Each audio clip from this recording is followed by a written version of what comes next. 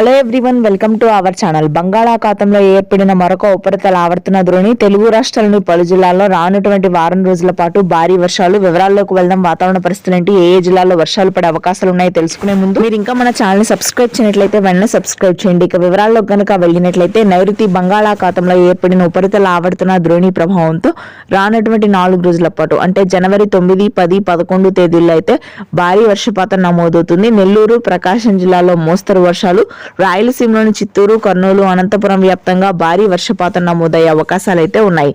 నేరుగా ఈ వర్షాలు తమిళనాడు మీదుగా రాయలసీమ జిల్లాలకు విస్తరిస్తాయని హైదరాబాద్, అమరావతి వాతావరణ కేంద్రం అయితే వెల్లడించింది. ఇక మధ్యాంధ్ర జిల్లాల్లో మాత్రం దాదాపుగా జనవరి 11 నుంచి 14 వరకు అక్కడక్కడ తేలికపాటి జల్లులు నమోదయ్యే అవకాశాలు ఉన్నాయి. ఉత్తర తెలంగాణ, ఉత్తర కోస్తా భాగాల్లో మాత్రం పూర్తి స్థాయిలో పొడి వాతావరణం ఉంటుంది. ఎటువంటి వర్షాలు నమోదయ్యే అవకాశాలు అయితే లేవు. చలి తీవ్రత కూడా మరొక 4-5 రోజుల పాటు భారీ స్థాయిలో కొనసాగుతుంది. కనిష్ట స్థాయికి ఉష్ణోగ్రతలు పడిపోతాయి.